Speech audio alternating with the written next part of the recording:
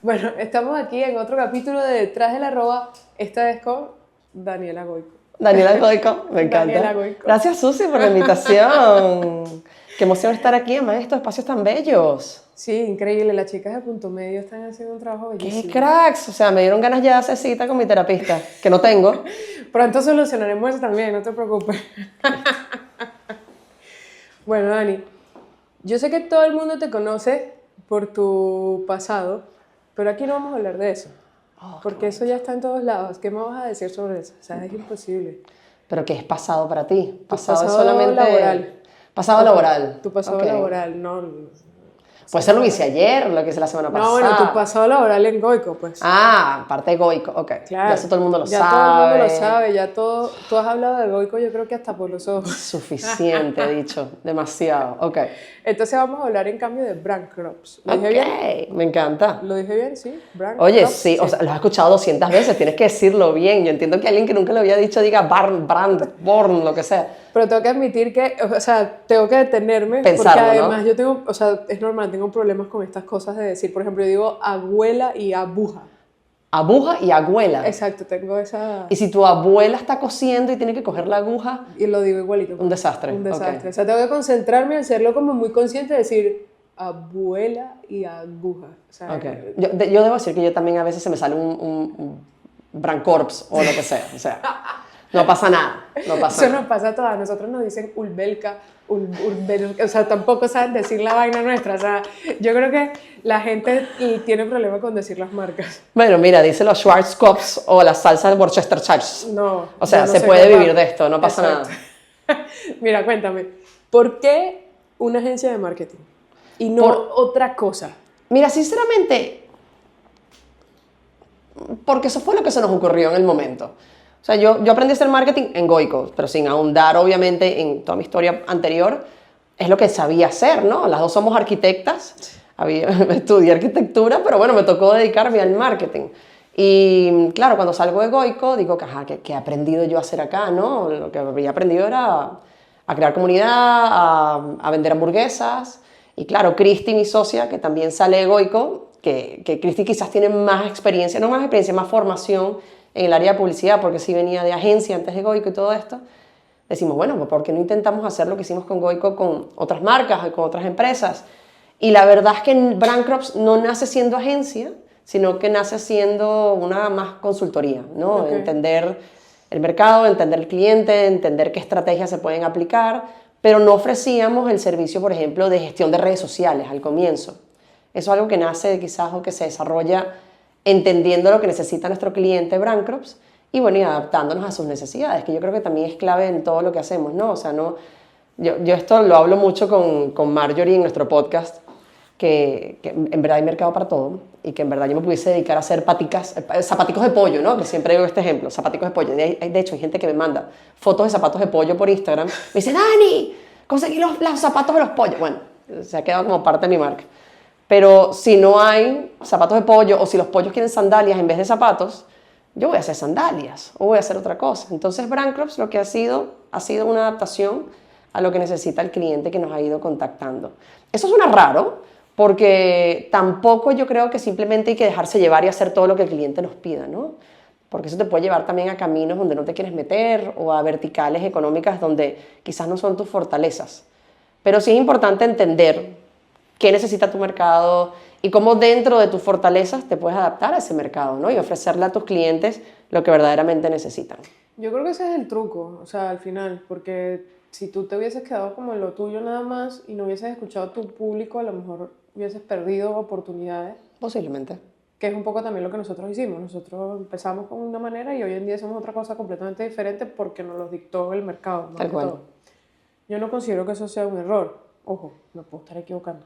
No, yo tampoco. Pero sí creo que hay que tomarlo, digamos, y pensarlo bien. Claro. Porque a mí me han pedido una cantidad de cosas mis clientes. Dani, yo quiero que no solamente me hagas las redes sociales, sino que me hagas el PR y que me hagas el marketing de influencers. Y yo les digo, ese no es mi core.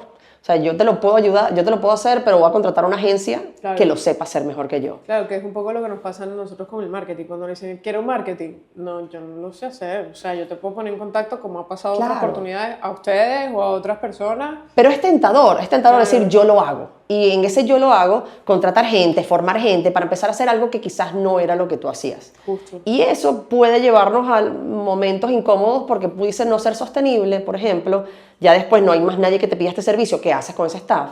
O pudieses hacerlo mal, simplemente porque no tienes experiencia, y queda tu trabajo, digamos, mal por ese pedacito que ha quedado mal. O sea, es complicado, no es tan fácil. Y sí, es verdad, hay que adaptarse. Yo soy de las personas que piensa, hay que decir que sí, pero sin volvernos locos y habiendo pensado todo bien. Mira, ¿y cuánto tiempo tardaron entre la planificación, o sea, y salir al mercado como tener el primer cliente? O sea, desde que ustedes dijeron... Nosotros teníamos primer cliente antes de lanzar la empresa. Okay. O sea, nosotros, tanto Cristi como yo, teníamos la gran fortuna de haber salido de Goico con un caso de éxito. ¿Okay? Claro. Entonces, apenas nosotros salimos de Goico, es verdad que la puerta nos sonó muchísimo. ¿Okay? Venía mucha hostelería, venían ya cadenas que nos conocían, que sabían que habíamos salido, que sabían que nos estábamos cocinando algo. De hecho, a mí antes de crear Brand Crops también me ofrecieron puestos, por ejemplo, director de marketing, a los cuales obviamente dije, no voy a meter en esto otra vez. Pero sí llegaron clientes antes de lanzar. Entonces, ponte que yo me fui de Brand Crops, de Goico, en octubre del 19, o sea, ya justo antes prepandemia, ¿no? Unos meses antes de la pandemia. Y cuando nosotros al final nos terminamos sentando para, ok, vamos a lanzar, fue justo cuando comenzó la pandemia, que fue en marzo del 2020. O sea, fueron unos meses. Yo el día siguiente de la salida de Goico, ya yo tenía mi espacio en WeWork, literal. Yo salí de Goico y llevé mi mochilita y me sentí en un escritorito en WeWork y dije, ok, esta es mi vida en este momento, cambió por completo. Pero nunca estuve sin nada que hacer. No, no era más que sin nada que hacer, más que porque, por ejemplo, mucha gente cree que las cosas nacen así, que ese mismo día que tú dijiste, abrí Brand Crops, ese día nació y ese día tú armaste. Y en verdad no es así, en verdad hay cosas que se van cocinando antes, tú es un proceso también que vas haciendo y vas pensando y vas estructurando. Entonces era justamente ese gap de tiempo. Sí, y o sea, fue poco, pero sí se hicieron cosas en el entretiempo que nos ayudaron a que la empresa saliera relativamente con forma, ¿no? O sea, yo, por ejemplo, tú conoces a Meti Humberto, me reuní con él, le dije, vamos a ver cómo es el cash flow de este modelo de negocio, a ver si tiene sentido o no. En papel tenía sentido, obviamente el papel aguanta absolutamente todo, ya lo sabemos. Sí. Hicimos una pequeña estrategia de cómo iba a funcionar esto, qué servicios íbamos a tener, o sea, le dimos pensamiento, obviamente. En la mitad, o sea, en el entremedias, le dimos vuelta a varios modelos de negocio en paralelo, o sea, varias cosas estaban como dándose vueltas en la cabeza hasta que terminamos definiéndonos por Brand Crops y decir, bueno, vamos a lanzar esto, vamos a lanzar y cayó pandemia. Surprise. Ajá. Chévere, estuvo chévere. ¿Cómo hiciste? Ya va, porque déjame terminar ahora vamos a cómo hiciste en esa pandemia. Porque uno de los errores que yo he visto mayormente en los emprendedores acá, porque al final tú cuando empezaste con Brand Crops estabas emprendiendo. Sí. Aunque venías ya de una estructura empresarial y demás, y tenías tu background que te sirvió para esto, tú estabas emprendiendo un proyecto nuevo. Y mucha gente, yo veo el error que cometen, y lo veo en mis clientes y lo veo en otras marcas, es que justamente carecen de esa planificación. Y es como, bueno, yo hoy voy a montar un restaurante, y cuando están en el medio de la cuestión haciendo el negocio, dicen, es que yo no me imaginé que esto era así. Yo no pensaba que esto iba a tener tanto trabajo. Yo le digo, pero ya va, tú no te sentaste a ver qué era lo que tenías que hacer, a ver qué era, para dónde ibas a coger, qué era lo que ibas a hacer. Creo que es inexperiencia y es ignorancia, ¿no? Mientras menos sabemos de las cosas, más creemos que sabemos. O sea, si tú ves un restaurante, yo nunca he hecho restaurante, no, eso simplemente monto una cocina, pongo una gente y me hago una carta y ya lanzo, ¿no? Obviamente no, sabemos que no es así, sabemos todo lo que hay detrás de crear un concepto de restauración y todo lo que es mantenerlo y optimizarlo y todo eso. Pero también está el otro extremo. O sea, hay algo que se llama parálisis por análisis o análisis por parálisis o lo que sea, sí, que es donde más bien le damos demasiada vuelta a las cosas. Y cuando sobrepensamos las cosas tampoco nos ayuda. O sea, yo creo que hay que buscar un balance entre las dos, ¿no? Un punto medio, eso no se llama un punto medio como este, donde sí, más allá de investigar, yo pediría ayuda, iría a personas que ya han hecho lo que tú estás haciendo, feedback, obviamente buscaría todo lo que es digamos, la legalidad de lo que estamos haciendo, la regulación, todo eso. Pero hay muchas cosas que te van a quedar de sorpresa, sí. Siempre. Y yo creo que tienes que vivirlas para que luego el próximo emprendimiento no las vuelvas a cometer. O sea, yo creo que el primer emprendimiento de todos siempre es como un experimento, ¿no? Y vas a fallar y te vas a equivocar y muchas cosas pueden pasar, pero para eso es. O sea, no inviertas todo tu dinero en tu primer emprendimiento porque te va a salir mal. No, Lo no, y más te vas a probable. equivocar. Todavía Te a vas a día de equivocar. hoy nos equivocamos. Yo por lo menos me equivoco todo el tiempo. Por supuesto, O sea, imagínate. entonces, mira, entonces ustedes lanzan justo Brand Crops cuando el COVID. ¿Cómo Sí. fue eso? O sea, ¿cómo a ti se te ocurre lanzar? No, chica, a mí se me había olvidado, se me había ocurrido antes, lo que pasa es que llegó el COVID, que fue el que no había pensado, ¿me entiendes? ¿Cómo? Pero eso fue interesante porque ahí fue, ¿sabes qué? Bueno, el clásico, de las crisis siempre vienen oportunidades, ¿no? Y Justo. cuando nosotros lanzamos Brand Crops, los primeros días fueron así que de luto y que, ¿qué vamos a hacer ahora? O sea, cada una para su casa, éramos cuatro en el equipo en ese momento. Y nada, cada quien para su casa. Y nos empezamos a dar cuenta que hay empresas, muchas, que están pasándola mal por el COVID, porque han tenido que cerrar, porque han tenido que cambiar su modelo de negocio, porque ya no reciben nadie en el restaurante y están haciendo 100% delivery, por ejemplo, o porque tienen que, bueno, sobrevivir esta época. Ni siquiera sabíamos lo largo que iba a ser, o sea, era todavía demasiada expectativa, demasiada incertidumbre lo que estaba pasando. Y, oye, al final nuestro propósito, el propósito de Brand Crops es impulsar el crecimiento de las personas. Y dijimos, bueno, no estamos haciendo nada. ¿Qué podemos nosotros hacer para apoyar, para ayudar a la gente que lo está pasando mal? ¿Cómo podemos poner lo que nosotros sabemos hacer a disposición de la gente? Y la verdad es que funcionó buenísimo porque fuimos creando comunidad. Además, una comunidad maravillosa que además había confiado en nosotros porque habíamos regalado toda nuestra experiencia en estos primeros meses donde la gente lo estaba pasando mal. O sea, es una frase que yo, la verdad es que me llevo, que me dejó mi padre, que es siempre hay que dar más, ¿no? Y yo creo que era un momento para dar. Siempre cuando damos, de alguna forma el universo devuelve, ¿no? Sí, señora. Entonces, eso fue lo que pasó. Yo siento que el universo nos devolvió quizás esos meses que para nosotros pensábamos hacer algo, no pudimos, pero hicimos algo de mayor impacto para la gente que verdaderamente lo necesitaba. Claro, porque yo me acuerdo, nosotros nos conocimos en esa Más o época menos, sí. también. Y yo me acuerdo obviamente yo fui consumidora de los contenidos que ustedes daban y un montón de guías y guías y Sí. guías de cosas cómo hacer, de webinars. Además estaba la aplicación esta que fue por donde nos conocimos, que era Por Clubhouse. Exactamente. Wow. Otra era. Exactamente. Y ahí uno pasaba horas metido en esa vaina, Sí. tanto aprendiendo como también regalando o dando a lo que tú supieras. Así es. Eso en el tema Clubhouse fue interesante, además que eso vino alineado a otro problema que tuvimos en Madrid, que fue Filomena, ¿te acuerdas? Sí. Yo me acuerdo que cuando empezó Filomena, justo en ese momento llegó Clubhouse a España. Yo fui a Brasil, habríamos estado 3 personas en Clubhouse en España cuando yo entré, éramos de los primeros. Y yo decía, ¿pero qué es esto que nadie ha conocido aquí en España? ¿Cómo esto existe? A mí me parecía la bomba esa aplicación. Obviamente yo creo que no es una aplicación, o sea, pasó varias cosas, pero se llenó de mucho humo, una aplicación que se llenó mucho humo muy rápidamente y yo creo que no estaba lista para el momento. Nació antes de lo que debían hacer. Puede ser. Creo yo.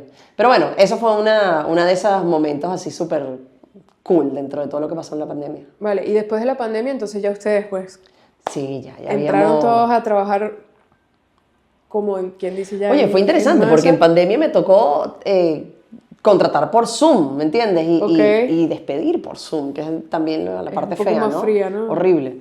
Pero hubo mucho aprendizaje también en la pandemia, o sea, de la forma de trabajar. El teletrabajo nació en la pandemia, por lo menos en mi caso nació en la pandemia. Hay gente que teletrabaja desde hace mucho tiempo, en mi caso no. Y eso nos hizo a nosotros una empresa también muy flexible y muy atractiva quizás para una generación Z que está buscando también trabajar en horarios flexibles, en lugares flexibles. O sea, en Brand Club somos bastante flexibles en ese sentido. Aunque igual, ya bueno, tú nos conoces, nosotros hay algo que tenemos demasiado, digamos, en nuestro core genético, que es la cultura, ¿no? Para nosotros no hay nada más importante que los chamos que contratamos hagan buen equipo, se la lleven bien, tengan los valores que estamos buscando y por ende se la pasan metidos en la oficina, aunque puedan teletrabajar. Quieren ir a la oficina. Es que es rico, es un ambiente sabroso, Claro. ¿no? Es un ambiente colaborativo, de apoyo, de compañerismo, que al final... Sí. Tú me preguntabas, ¿por qué una agencia? No sé. Una agencia es lo que tenemos ahora. Pero a mí lo que me gusta es eso. A mí lo que me gusta es hacer equipo. El equipo. Es cultura, es gente partiéndole y haciéndolo bien. ¿Y cómo haces, o sea, dentro de las dificultades que te pudiste haber encontrado, obviamente tú siempre lo has dicho y lo has dicho en otras oportunidades, en otros sitios y demás, y en tus charlas lo dices siempre, que la financiera, por ejemplo, es un tema. Sí. Y yo creo que eso es algo que compartimos Ah, el 99,99% de los emprendedores. Aparte del financiero, ¿qué otras cosas tú dirías que es como, mira, yo si hubiese sabido esto, me iría para atrás y me lo diría a mí misma esto, esto y esto, ten cuidado con esto, esto y este otro. ¿Qué cosas te dirías a ti misma si pudieses ir para atrás? A ver, teniendo en cuenta los errores que hemos cometido, o sea, no camines a ciegas. O sea, nosotros a veces, los emprendedores, somos muy pasionales con nuestras ideas. Pensamos bueno, que nos podemos comer el mundo, ¿no? Y a veces cometemos muchos errores justamente pensando eso. Sí, nos podemos comer el mundo, pero primero hay que pensar las cosas bien y hay que ir acompañados de la gente correcta, ¿no? Tiene que ver justamente con esto que has dicho de finanzas, sí. Nosotros cuando empezamos a crecer, claro, nos empezaron a llegar clientes de todos lados, empezamos a recibir, a aprobar presupuestos y tal, y empezamos a crecer nosotros. Bueno, contrátate este. No. Y llegó un momento que se hizo insostenible el crecimiento, ¿no? Porque no medimos cosas que teníamos que haber medido, como por ejemplo la rentabilidad, o no hicimos un forecasting verdadero sobre cómo iba a ser el cash flow en el próximo año. Y estuvimos a punto de morir de éxito, ¿no? Y eso le pasa a muchísimas empresas, a muchísimas startups. ¿Por qué mueren la mayoría de las startups? Por cash flow. Eso está Ese es mi mayor registrado. miedo, ¿viste? O sea, mi mayor miedo es morir de éxito. O sea, mi mayor miedo no es no tener clientes, no hacerlo bien, no. Es justamente morir de éxito. Bueno, pero porque es la causa mayor de muerte de cualquier empresa pequeña.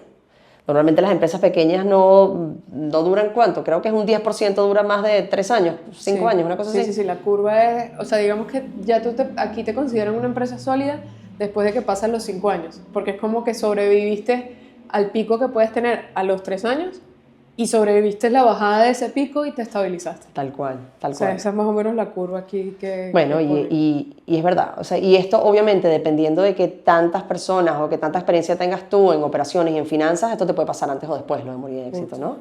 Nosotros estuvimos a punto de morir de éxito y ahí fue justamente donde dijimos, ya va, vamos a echar para atrás, Momentico. vamos a limpiar la casa, vamos a entender qué está pasando, de verdad cuál es nuestro modelo de negocio, entendemos si somos rentables o no somos rentables para poder después volver a empezar a crecer. Entonces entra la financiera, entra Susana, que a mí ella sabe perfectamente que me da demasiada paz mental. Nada más, yo la conozco y es una señora fantástica. Es lo máximo, es lo máximo. Y además entra todo lo que es el proceso de optimización y de medición de rentabilidad, que es algo que yo recomiendo 100%. De verdad, entender tus costes, entender tus gastos, optimizar tus gastos, entender cuánto cuesta cada uno de los servicios que estás haciendo. Si tú tienes un arquitecto contratado para un proyecto, ¿cuántas horas le puede dedicar a ese arquitecto para el proyecto para que el proyecto sea rentable? Exactamente. Entonces, todo ese tipo de cosas, y sobre todo en las empresas como nosotros, yo lo veo también con José, que también es arquitecto, que somos empresas de servicios, es difícil medirlo porque al final tú no estás midiendo cartuchos aquí que se están creando, no, estás midiendo horas de cabeza, estás viendo cerebros, y no todos los cerebros funcionan igual. No. O sea, tú puedes tener una arquitecta que te saca un proyecto en 20 horas, pero tienes otra que te saca en 50. Pero las de 50 son mucho mejores. ¿Qué haces? ¿Premias rentabilidad? ¿Premias calidad? ¿Dónde consigues el balance? Ahí es donde yo digo que siempre hay un punto medio de entre quién gasta. O sea, al final es muy complicado y a mí cada vez que me preguntan cómo pones los precios, yo le digo, los precios los hago con una media. Porque si no, o sea, yo puedo, obviamente si yo meto realmente todas las horas de cabeza que uno utiliza, nadie te pagaría los proyectos. Pero entonces no los puedes hacer. Entonces, exactamente, ¿cómo haces? Y eso fue algo que yo cogí creo que fue de tu tío, justamente de una charla que escuché de tu tío, donde él decía que realmente no era aumentar el precio de la hamburguesa, lo estaba hablando del ejemplo egoico, sino cómo haces que los procesos hagan que la hamburguesa te cueste menos a ti. Por supuesto. Y es básicamente lo que nosotros hicimos, por ejemplo. O sea, ¿cómo hago optimizar? Para que, si yo no puedo cobrar más porque no lo van a pagar, ¿cómo hago para usar menos horas y optimizar lo que estoy dando? Así es. Es que hay que llegar... Me encanta que estemos aquí porque siempre hay que llegar a un punto medio. Entonces, sí. O sea, yo, por ejemplo, si yo me pongo a hacer un proyecto donde yo no aporto nada, ponte, yo me tengo que poner a hacer un Excel que me cuesta un montón y tengo que meter 5 horas mías porque estoy haciendo un Excel. Pero eso, yo no aporto ningún tipo de valor haciendo Excel. Lo que sí va a ser es carísimo, porque mis horas son carísimas. Sí. Eso no tiene ningún tipo de sentido. Entonces ahí entra toda esta estrategia de cómo asigno los recursos adecuados para ciertos trabajos y cómo optimizo esas horas de trabajo para que de verdad seamos rentables. Y cómo lo mantengo medido. Porque apenas te empiezas a desviar de la rentabilidad, pierde. Adiós EBITDA, adiós empresa. Sí. Entonces, es súper delicado. Y a veces los emprendedores, no, a veces no, la gran mayoría de los emprendedores no tenemos esto claro desde el principio. No, y que muchas veces no te das cuenta porque tú siempre quieres dar esa milla más. Claro. Y entonces es como, bueno, pero son mis horas, no pasa nada, yo voy y le doy. ¿No? Y no. No. Y eso es complicadísimo de entender. Sí. La gente no le pone Valor a su tiempo. Claro. Así. Y hay que hacerlo. Hay que Justo. hacerlo porque cuando mides, ahí te das cuenta de muchísimas cosas. El otro día viene justamente Susana, mi CFO. Me dice, Dani, es que yo necesito que me ayudes porque yo tengo que delegar esto que estoy haciendo. Ella le han caído un poco de cosas que hacía Nacho antes, que era el de administración, que no tiene que estar haciendo Susana. Por ejemplo, está revisando que los ordenadores tengan el software correcto. Es la directora de finanzas, ¿me entiendes? Sí, No tiene por qué estar hacer. haciendo esto. Y yo, Susi, ¿cuántas horas al mes le estás dedicando tú a los ordenadores y a esto a la oficina que lo tienes que estar haciendo? Déjame contar, tal.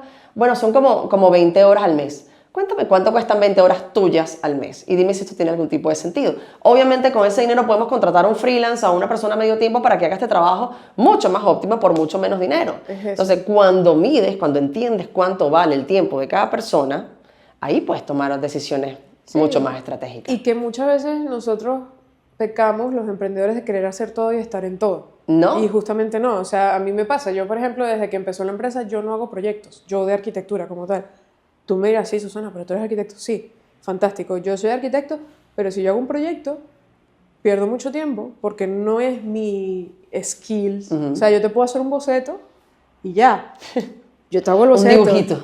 Pero ponerme a hacerlo en AutoCAD tarda muchísimo. No, yo también. Tardo muchísimo porque no lo he hecho desde hace mucho tiempo, porque perdí la práctica, porque no me gusta. O sea, odio estar sentada en el AutoCAD haciendo vergas.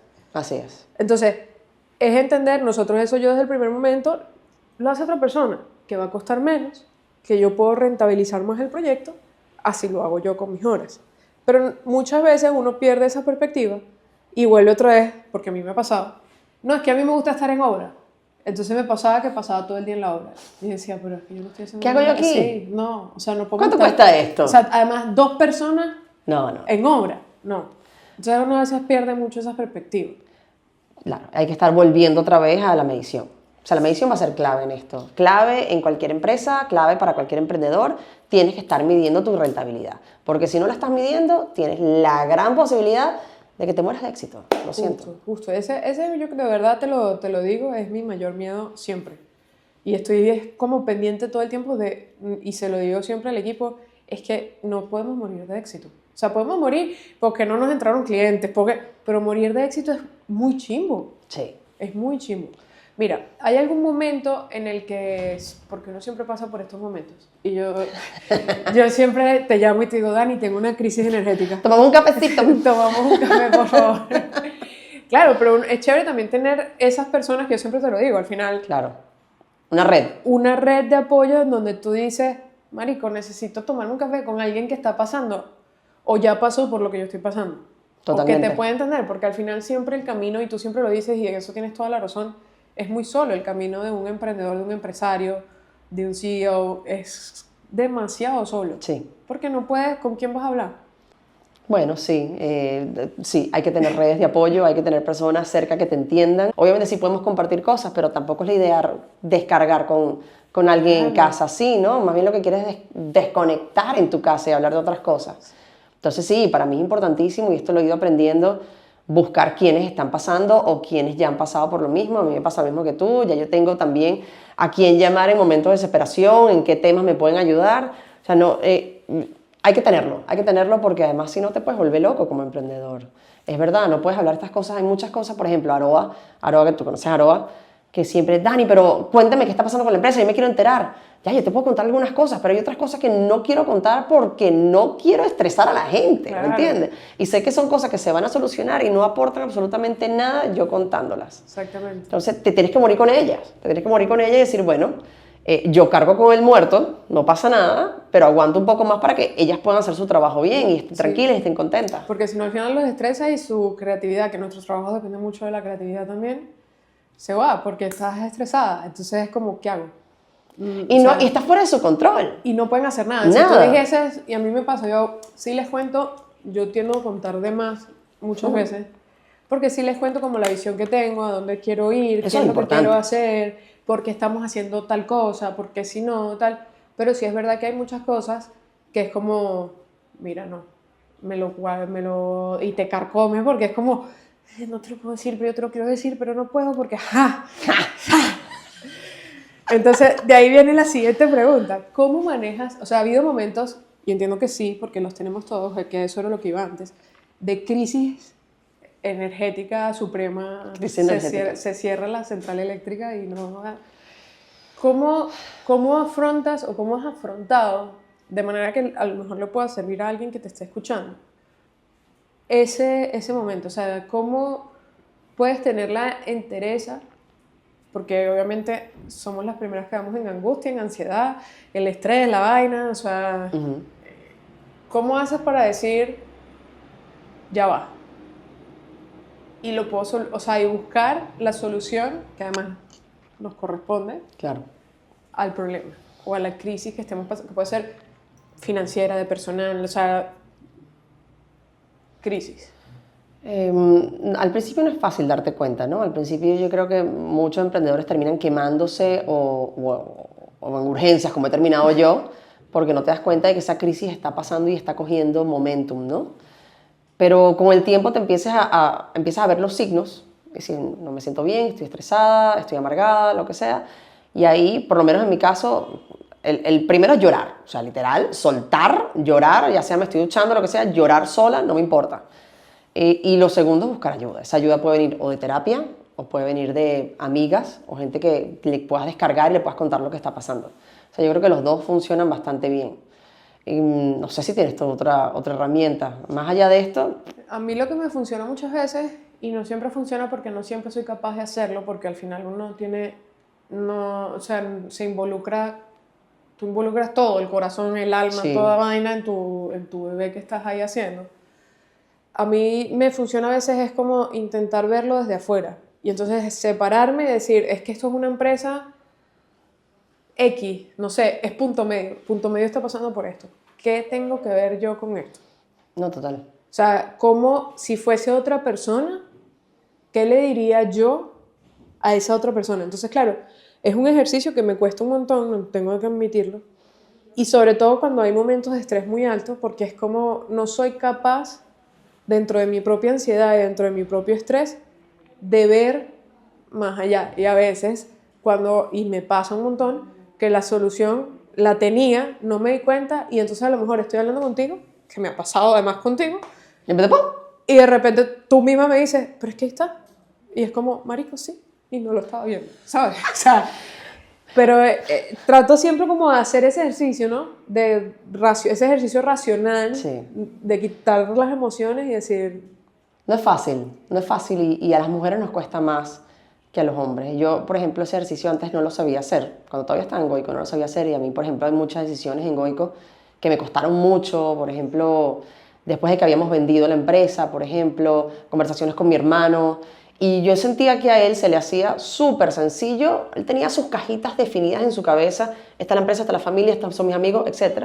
Y a mí lo que me pasaba es que todo daba vueltas, ¿no? Todo se entretejía, yo no lograba separar ese emocional del profesional, del personal, o sea, tenía un desastre, ¿no? Y cuando tuve ese ejemplo quizás en la empresa, del lado de mi hermano, dije, ya va, esto lo tengo que trabajar, lo tengo que cambiar porque esto no es viable, o sea, no es sostenible que todo se mezcle en mi cabeza. Y me di cuenta, por ejemplo, José también lo puede estructurar mejor. O sea, me he dado cuenta que los hombres tienen más facilidades para hacerlo, a nosotros nos cuesta más. Pero estoy completamente de acuerdo contigo. Y de hecho, ahorita me recordaste ese verlo desde afuera. A veces lo podemos hacer hasta literal. O sea, yo creo que a veces hay que cogerse unos días de descanso, de desconexión, para poder ver las cosas desde otra perspectiva, con otro tipo de gente, sin estar apagando fuegos. Porque también nos pasa que estamos todo el día apagando fuegos. Y cuando tú apagas fuegos y vives en el urgente, el resto de las casillas no existen, no pueden solucionarse.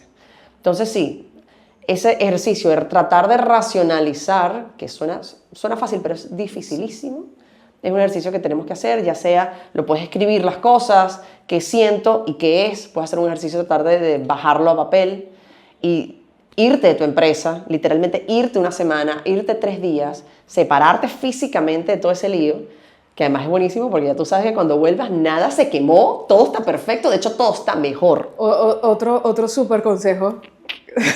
Exactamente. Recibido y aplicado. Bien, entonces sí, hay que hacerlo constantemente. Yo, por ejemplo, cada vez que veo a Cristi súper estresada, le pregunto, ¿cuándo te vas a coger vacaciones? ¿Cómo están tus vacaciones?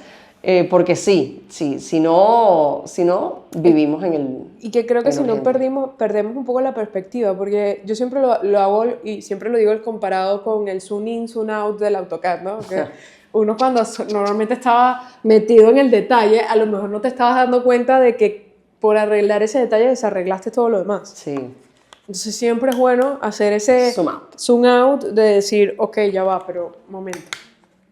¿Qué es lo que está pasando de verdad? ¿Qué es lo que...? Porque a mí por lo menos me cuesta mucho identificar, que esta era otra de las preguntas que te iba a hacer, porque al final tú trabajas, muchas son amigas tuyas también. O sea, más allá de ser tú Sí. personal y demás, muchas son ya amigas tuyas personales, y bueno, Chris también, y trabajaste con familia. Y yo, digamos, tengo toda la mezcla, ¿no? Sí, también. Tengo amigos, familia y bueno. Entonces a veces es complicado también separar cómo Es difícil. esa persona a lo mejor me está hablando, pero me está hablando desde dónde, desde su percepción como trabajador o desde su percepción como amigo y yo cómo le estoy respondiendo. Porque es increíble cómo uno se hace películas en su cabeza y se montan unos fantasmas ahí espectaculares cuando realmente la realidad o el principio de realidad es lo que tú dices, esto es lo que estoy sintiendo, pero es que en realidad lo que me dijeron fue esto. Entonces, ¿cómo manejas tú eso dentro del mismo Brand Crops? Yo trato de, y es también cosas aprendidas, ¿no? De no generar dramas innecesarios y de justamente ir y buscar la información. O sea, si yo siento que algo está pasando, pregunto. Soy bastante directa. Sin ser, digamos... Sí, o sea, déspota ni grosera. exacto. Ni nada. Pero trato de que el drama o que la confusión o las historias no comiencen. Es difícil, además yo estoy en un sector igual que tú, donde tenemos muchas mujeres, ¿no? Y las mujeres también nos tendemos a hacernos más historias en la cabeza. Pero hay que coger la historia temprano, antes de que crezca, antes de que se vuelva una bola de nieve, ¿no? Porque si no, todo el mundo empieza a pensar cualquier cosa y ya se fue de las manos. Y lo de separar es difícil, ya tú lo sabes, pero también hablando las cosas, dejándolas claras, dejando clarísimo hasta dónde llegas tú, qué decisiones tienes que tomar tú y cuáles no, y en dónde te metes y en cuáles sí. Creo que es la forma justamente de bootstrap, o sea, de alguna forma de fortalecer las relaciones fuera y dentro. Yo, por ejemplo, con Nana, que es la directora de clientes, que somos muy amigas, no se habla de nada de Brand Crops fuera de Brand Crops, cero. O sea, yo voy mucho para su casa, ella va para mi casa, los hijos son amigos, nos conocemos de chiquitos, etc. O sea, yo sería incapaz de preguntarle cosas de Solán de Cabras, por ejemplo, si estamos un día cenando en mi casa. No me gusta, ¿me entiendes? O sea, yo creo que eso hay que saber dónde están los límites para poder proteger esas relaciones. Yo me acuerdo que cuando estábamos en Goico, también llegó un momento que dijimos, aquí no se habla más de Goico, porque estábamos, Andoni obviamente, yo, José es el arquitecto de todos los Goicos, o sea que también está súper metido. Claro. Mi mamá también preguntando, ¿pero van a abrir otro? O sea, entonces dijimos, ya, no podemos seguir hablando de esto, porque esto tenemos que de alguna forma separarlo y saber que al final es una empresa, y ya. No es fácil porque las empresas a veces las vemos como bebés, y los bebés son familia, Claro. ¿no? Entonces hay que dejar de verlos como bebés y simplemente verlos como lo que son entes, simplemente que vienen y se van, nacen y se mueren, no pasa nada. Claro, porque al final una cosa puede funcionar Y o no. y ya. ¿O no? ¿Qué es lo peor que puede pasar? Yo siempre me hago esa pregunta, ¿qué es lo peor que puede pasar? Nada, no me voy a morir. ¿Sabes que José me la hace muchas veces? Cuando yo estoy así como en crisis y llego a la casa cargada, entonces él me dice, pero ¿cuál es el problema? O sea, ¿qué es lo peor que puede pasar si desaparece Brand Crops? Y yo, bueno, las niñitas, no sé qué. Las niñitas al día siguiente tienen trabajo, seguro. Claro. Y es verdad. Claro, pero uno se siente culpable, Por se siente supuesto. responsable y es como, ya va, pero ¿qué es lo peor que puede pasar? Cuando tú te haces esa pregunta, se te desmontan todos los fantasmas. Todo, es como... Lo peor Nadie que se va a morir. Ajá. Nadie se va a morir. Lo peor que puede pasar es que cierres, abras otra cosa o no, o te vayas Y ya. a trabajar para alguien y ya, que eso no va a Y pasar, ya. pero bueno, o sea, porque somos los inquietos y eso es muy improbable que pase. Sí, pero nos da miedo, nos da miedo pensar qué puede pasar con la gente que está con nosotros, nos da miedo fracasar y que eso de alguna forma sea percibido como algo personal. O sea, hay muchos miedos en el emprendedor al momento, digamos, de crecer una empresa, ¿no? Y son irracionales, 100%, infundidos, autoinfundidos. ¿Y cómo los manejas, todos esos miedos? ¿Sabes que yo tengo una de mis fortalezas? Bien, está bien. Es que a mí se me olvida todo. Y yo soy una persona que no siento rencor nunca. Ah, no, eso tampoco te lo tengo. Y la verdad es que a mí todo normalmente entra por aquí y sale por allá, Dory style. O sea, se me olvida absolutamente todo. Yo hay mucha gente que nos saluda en la calle y quedo como una pesada, pero no es por mal. Sí, es porque porque no te se me acuerdas. olvida lo que sea, se me olvidan las cosas. Entonces a mí todas estas cosas, todos los miedos, todas las frustraciones realmente tienen un momento en mí y después desaparecen. Fantástico. Y eso la verdad es que me juega a favor. Yo antes lo pensaba como una debilidad, No. hasta que me di cuenta en una experiencia que tuve que ¿sabes qué? No te Qué enganchas. maravilla, chica. No te enganchas en el problema me y engancho. sigues adelante. Exactamente. Bien, fantástico. Dani, en el marketing, normalmente los usuarios mayores y los que están más metidos y demás es la generación Z. Ahorita. Ahorita. Porque nosotros, yo por lo menos, cero, yo como si hubiese nacido en los años 20. Pero, ¿cómo haces tú? Porque no es lo mismo lidiar con un equipo que tú puedas trabajar, que ya sean más grandes, que tengan también, hayan pasado por más cosas y a lo mejor estén como más asentados y tengan como más claras las reglas del juego. ¿Cómo es trabajar con esa generación Z?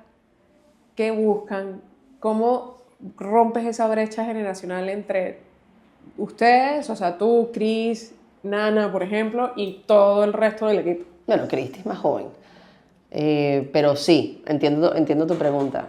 A mí me encanta la generación Z y me encanta, yo soy muy curiosa y me encanta tratar de entenderlos y ver qué tan diferentes son a mí. La verdad es que yo, que tengo 40 años, tengo en mi plantilla gente que a los que le llevo 20 años. O sea, que cuando ellos nacieron yo tenía 20 años ya yo estaba graduándome de la universidad. O sea, son dos cosas completamente Por eso te digo. Yo soy old millennial y estos son Z.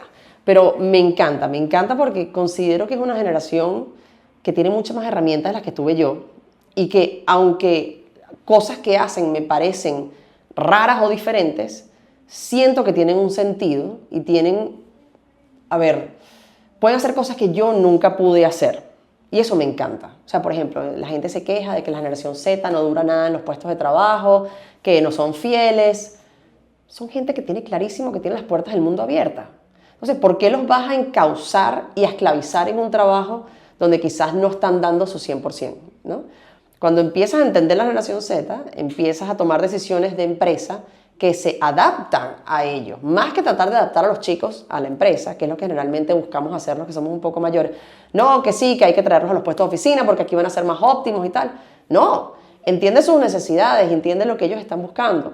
Hay gente que me dice, no, que hay que retener el talento. El talento no lo vas a retener. No hay forma que la generación Z se quede como nos quedamos los millennials o los X o los boomers 50 años en una empresa. Eso no va a pasar nunca. Entonces, por ejemplo, ¿qué hacemos nosotros?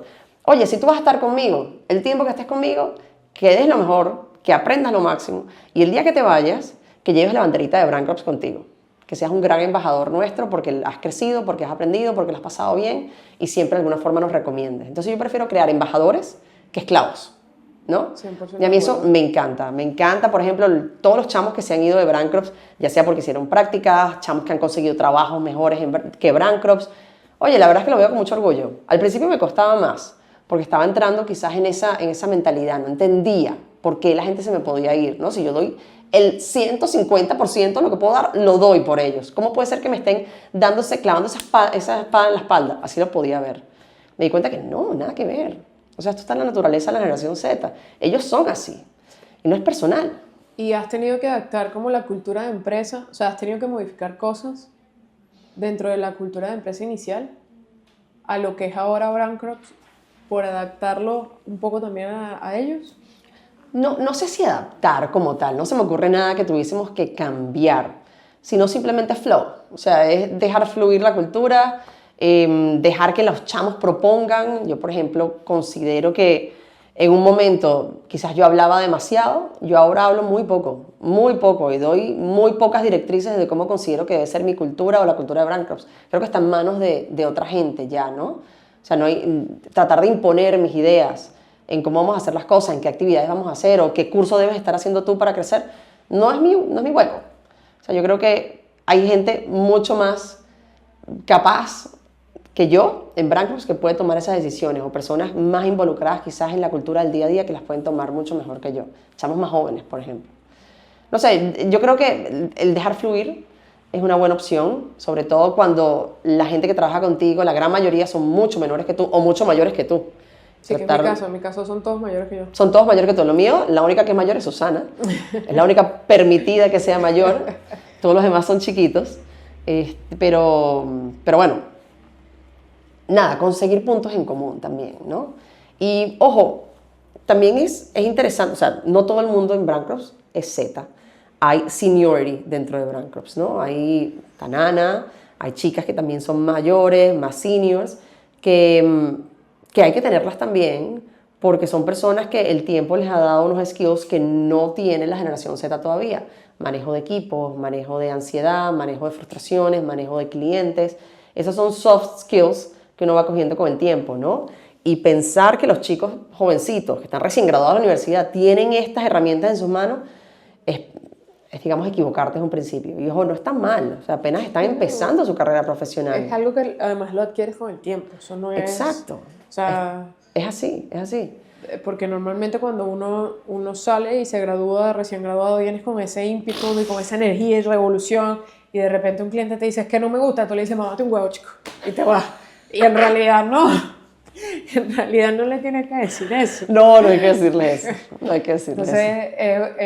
es justo tener perfiles, o sea, en mi caso es al revés, ¿no? Mi caso es más, yo soy la menor del equipo. Y es creo porque, por el contrario, lo que nosotros hacemos, hay ciertas cosas, por ejemplo, de obra, que mientras más experiencia tengas, menos riesgo vamos a tener en la obra y menos problemas vamos a tener. Claro. Entonces, es como saber exactamente quién ocupa qué lugar, igual que el asesor financiero, es un señor de 60 y pico de años, obviamente va a ser ese señor, no puede ser uno recién graduado. Que invierta todo tu dinero en cripto. Exacto, eso no va a pasar. Exactamente. Entonces, es un poco, pues, ese manejo, ¿no? ¿Cómo haces ese equilibrio también? Sí, no es fácil, pero también uno va jugando con los limones que te lanza la vida, ¿no? Y ya. ¿Qué te puedo decir? Buscando balance, tal cual, buscando el punto medio.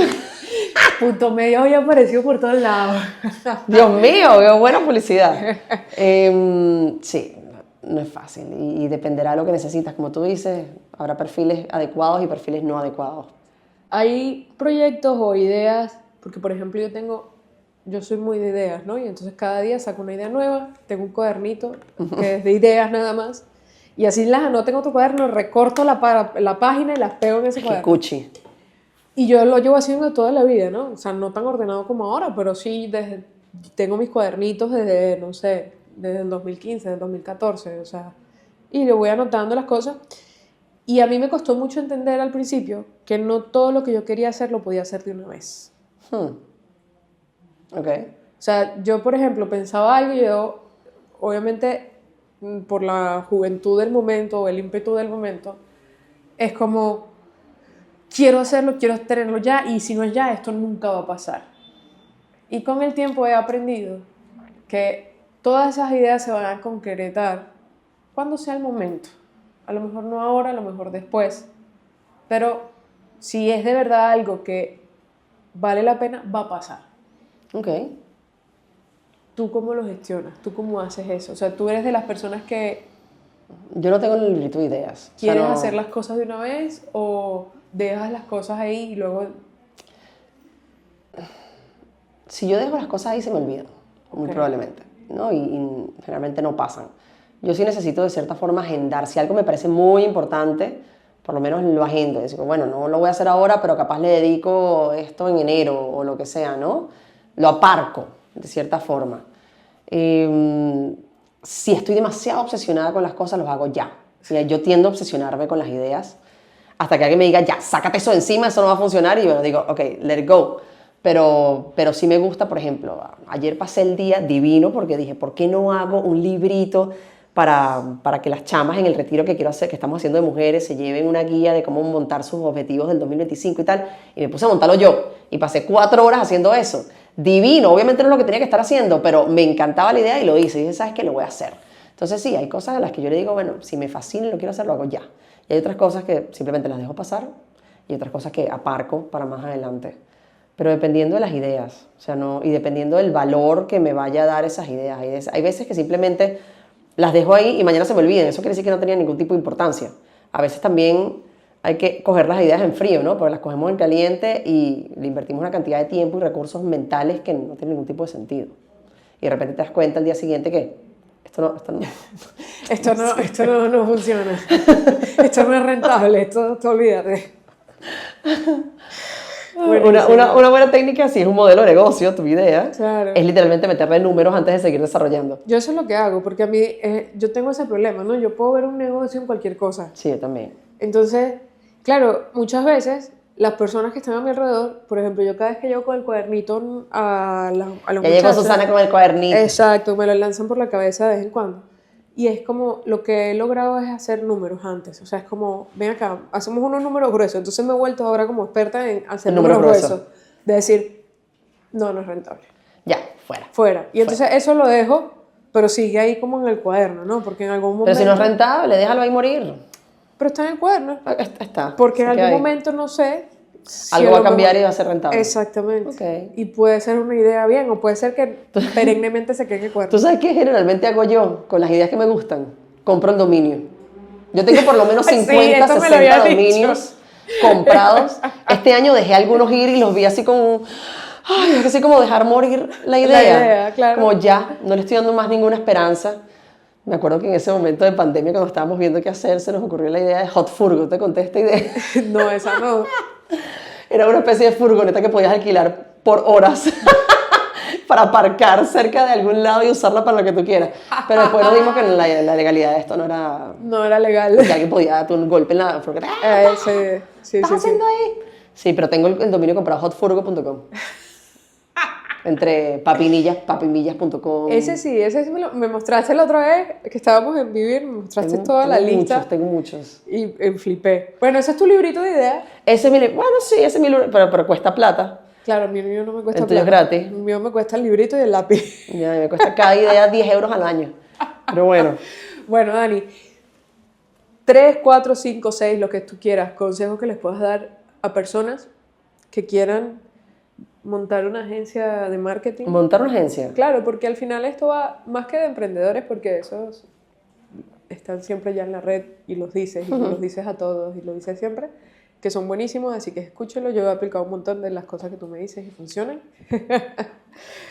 Pero quien quiere montar una agencia de marketing, o sea, como que le digas, mira, es que haz esto, ten cuidado con esto.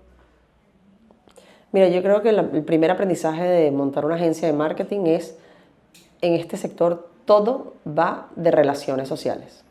Todo va de relaciones sociales, de quién conoces, de quién te puede echar una mano, de quién te puede recomendar algo, de quién te puede sacar de apuros, todo. Entonces, si te vas a meter en este medio de cero, ten en cuenta que vas a sufrir alguito y que vas a tener que hacer amigos en el camino que te puedan ayudar. 2, saca los números. Esto es un modelo de negocio B2B, no B2C, donde tienes costes mensuales, como sueldos, oficina, lo que sea, pero cobras a 90 días. Sorpresa. Entonces, ahí hay un gap financiero bien interesante. Pide ayuda, busca una forma de financiarte. Es posible financiarte, por supuesto, pero ten en cuenta que el cash flow es lo que más te va a montar. Exactamente. Lo otro, especialízate, porque agencia de marketing como Zetas, imagino que oficinas de arquitectura o estudios como Zetas, o sea, miles, cada vez hay más, la barrera de entrada es nula, ¿ok? Entonces, especialízate, busca de verdad aquello que de verdad sepas hacer bien, que te diferencies, que hagas mejor que el resto y busca un estilo de cliente que también sea único para ti, ¿no? Un nicho de mercado, un océano azul para tu agencia. Por último, contrata gente más inteligente que tú. Esto no es solamente para agencias, esto es para todo el mundo. gente que sea más crack que tú, más creativa que tú, que no tenga miedo a decirte que la estás cagando. Eso es súper importante. Exactamente. Eso es súper importante. Y yo creo que ya, y a echarle pichón, porque esto hay que echarle pichón todos los días. No lo hagas por dinero. Este sector no se puede entrar por dinero. No se puede entrar por dinero. No, eso es mentira. Se te entra vas a con frustrar. pasión, te vas a frustrar. Por pasión, por propósito, por lo que tengas en la cabeza. Sí, si tú haces esto, sobre todo en el sector de servicios en general, yo creo que no lo puedes hacer por dinero. O sea, Así es. porque te frustras desde la entrada. Así es. Y es muy complicado subir con una frustración de frente. Es así. Dani, muchas gracias. Gracias, Susi. Muchas Gracias, Punto gracias. Medio. ¡Qué maravilla! Gracias a Punto Medio por darnos el espacio para grabar. Gracias, Mate. Mate, que siempre está allá atrás de cámara y nunca sale. Y nada, nos vemos la próxima vez. Listo. Thank you very much.